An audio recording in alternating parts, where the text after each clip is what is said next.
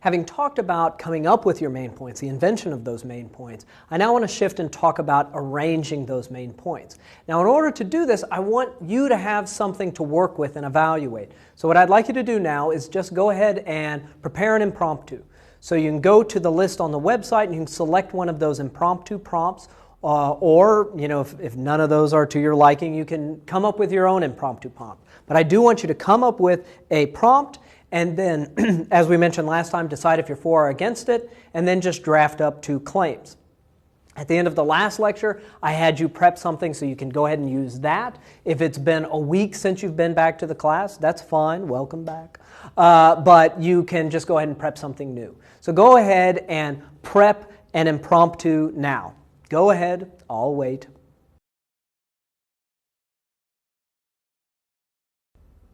Welcome back. Are you done?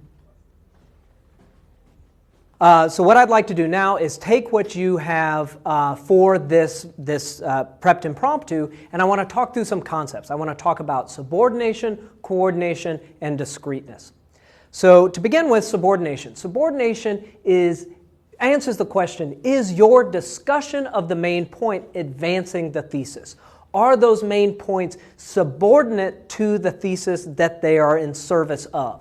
Because, remember the function of those main points. The reason those main points are there are to support that thesis, to provide it with more meaning, more details, more texture. So if we take a look at this sample prepped impromptu, public speaking should be a university graduation requirement. So if we look at these two claims are public speaking is good for jobs and public speaking is good for civic obligations. That thesis is about public speaking, but it's also about universities and about requirements. And that's not captured in those 2 claims, right? Those 2 claims speak to a very different thesis. If you look just from bottom to top, if you just looked at those claims before knowing what that thesis was, you would guess at a very different thesis statement. Right? Public speaking is good for jobs, public speaking is good for civic obligations. You might guess the thesis is public speaking is good. It is very good. But that's not what the thesis actually was attempting to argue. So let's take a look at this one here. So in this case, public speaking, it's the same thesis statement. Public speaking should be a university graduation requirement because universities can easily add public speaking to the list of requirements, and public speaking adds value to a college degree. So those seem to capture all the elements of the main point, right? We've got something in there about universities, we've got something in there about requirements, and we've got sort of a general point about public speaking being good. So we've captured sort of the key words, the key ideas in that thesis in those main points.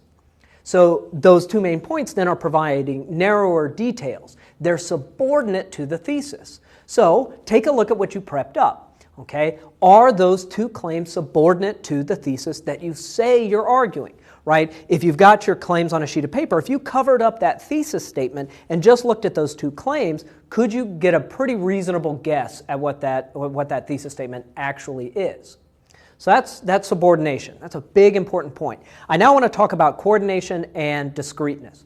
So in terms of coordination simply means the main points work well together. And this is important in these 3 to 6 minute impromptu speeches, and it would be just as important in an hour and a half long speech. So that's coordination, and then on the flip side, discreteness. Are the points discrete from one another? So here our concern is that the main points don't overlap. They address different realms, different ways of being. So historically, one of the problems has been is that people, in response to a thesis, they'll come up with that first main point, but it's massive, it's huge, and then they struggle to figure out what a second main point or third main point might actually say. So we want points that work well together but don't overlap too much. So if we go back to this thesis statement, this argument here, public speaking should be a university graduation requirement. Why? Because absorbing public speaking into the requirements is easy and adds much to a liberal arts degree, and second, the impromptu speech can help students with other classes. That first point is huge. That first point covers the known universe on this topic. And so the second point, there's not a whole bunch to say. This second point is probably much closer to an example, a piece of support, than it is to an independent main point. So, if I'm looking at this, if this were a Venn diagram, that second point is completely contained within that first main point. Now, I'm not saying that all your main points must be exactly the same length and deal in exactly the same scope, but there should be a clear rationale driving the arrangement of those main points. So let's take a look at this one here. Public speaking should be a university graduation requirement. Why? Because public speaking adds value to a college degree, and because universities can easily add public speaking to the list of requirements. So here, they're sort of dealing with different realms, right? We've got benefit and feasibility. And I rearranged them in this case to move from large to smaller idea, so benefit being bigger than feasibility. But I could easily see swap in the order and leading with feasibility, right? Making this a requirement can be done, and it's a good thing. So what I want you to do is go back to your impromptu and check. Do your main points, are they coordinate and are they also discrete? Now, in looking at that, if you have the problem that we often have when people start prepping these impromptus, if you have the problem of a massive first point that kind of overshadows and overtakes that second one, go back and look and see if maybe you can crack that first one into two smaller bits. Because that's kind of really where you wanted the argument to be. See what's actually going on in there and maybe break it into smaller bits. This, by the way, is also the benefit of mumbling your invention, right? Because I can hear if two main points work well together and if they're actually subordinate to the thesis. And I can do that a lot quicker than if I actually sat down and wrote them out first.